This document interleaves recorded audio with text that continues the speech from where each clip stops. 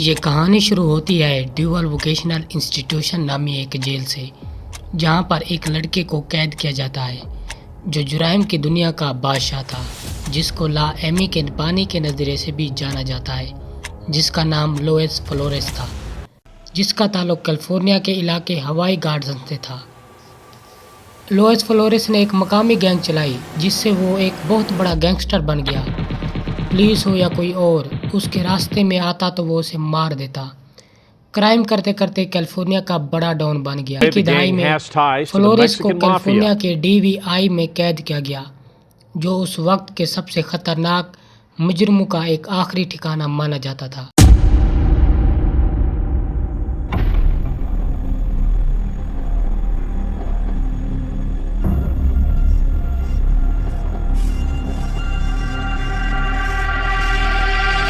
Officials say the gang has ties to the Mexican mafia. یہاں پر مجرموں کو عمر قید ہوتی ہے۔ جیل کے اندر ہسپانوی قیدی مختلف محلوں کے لحاظ سے الگ الگ سیکشن میں بٹے ہوئے تھے اور وہ ایک دوسرے کے جانی دشمن تھے۔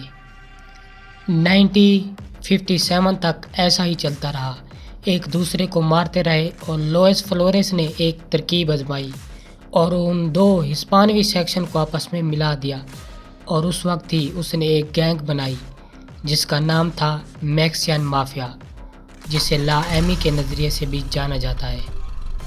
یہ گینگ امریکہ کے سب سے خطرناک پرسن گینگ میں سے ایک تھا۔ لوئس فلورس نے اٹیلین گینگ سے متاثر ہو کر ایک بلیک مارکیٹ کا دھندا شروع کیا، اور اس بلیک مارکیٹ پر قبضہ کرنے کے لیے اس نے دشمن کو ایک پرچم تلے جمع کر دیا۔ میکسین مافیا ایک عام گینگ کی طرح نہیں تھی، یہ ایک خفیہ ایلیٹ کلب کی طرح کام کرتی تھی۔ اس کے اصل ممبر کی تعداد کم تھی، تقریباً 300 کے قریب، جنہیں کارنلز بھی کہا جاتا تھا۔ یہ ایک جنرل کی طرح کام کرنے لگے اور یہ جیل کے اندر اور باہر دنیا کو کنٹرول کرنے لگے۔ سرناس کیلیفورنیا کے ہزاروں چھوٹے سٹریٹ گینگ کو چلانے لگے، اور سٹریٹ گینگ کے تمام گینگز میکسن کے سامنے جھک گئے اور پورے کیلیفورنیا پر قبضہ ان کا ہو گیا۔ ان کا اصول تھا اس میکسن گروپ میں داخل ہونے کے لیے خون بہانا یا کسی کو قتل کرنا ضروری تھا، اور اگر کوئی اس گروپ سے جانا چاہے تو وہ مر کر جا سکتا تھا۔ یعنی اس گینگ کو چھوڑ کر جانے کا مطلب تھا موت کو گلے لگانا۔ جب وہاں کے عہدیداروں نے اس گینگ کو ختم کرنے کا سوچا تو انہیں DVI جیل سے ہٹا کر دوسری جیلوں میں منتقل کیا گیا، لیکن اس کا اثر بھی وہی ہوا۔ دوسری ساری جیلوں میں بھی میکسین مافیا کا نظام چلنے لگا۔ یہ بڑھتے بڑھتے پورا نیٹ ورک بن گیا۔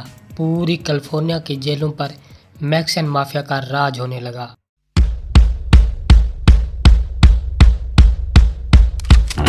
1960 کی دہائی میں شمالی کیلیفورنیا کے قیدیوں نے میکسین مافیا کے ظلم کے خلاف ایک الگ گینگ بنائی جس کا نام تھا نیویسٹرا فیملیا۔ آج بھی کیلیفورنیا دو حصوں میں تقسیم ہے، ایک شمالی گینگ جس کا رنگ سرخ ہوتا ہے اور ایک جنوبی گینگ جس کا رنگ نیلا ہوتا ہے۔ جیل میں طاقت بڑھانے کے لیے میکسین مافیا نے اریان برادرہڈ سے اتحاد کر لیا تاکہ اپنے دشمنوں کو ختم کیا جا سکے۔ بلیک ہینڈ ان کا ٹیٹو مانا جاتا تھا، اور جو بھی ان کے گینگ میں شامل ہوتا اس کے جسم پر ایک بلیک ہینڈ کا ٹیٹو لازمی بنا ہوتا تھا۔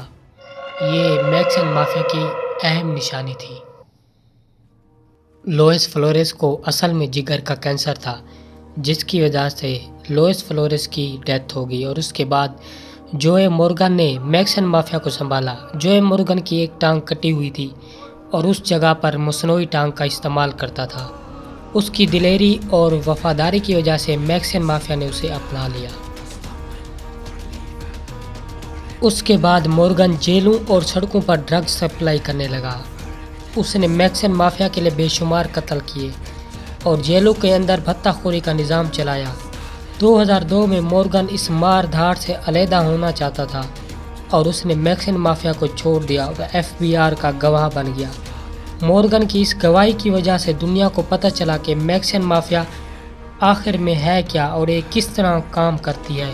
کس طرح یہ قتل کرتی ہے لوگوں کو، اور اس کا ٹیٹو کا نشان کس طرح کا ہوتا ہے۔ جوئے مورگن نے ایک بلیک ہینڈ کی کتاب لکھی جس کا نام تھا دا بلیک ہینڈ۔ جوئے مورگن کو بھی جگر کا کینسر تھا، جس کی وجہ سے اس کی بھی 9 نومبر 1993 کو ڈیتھ ہو گئی۔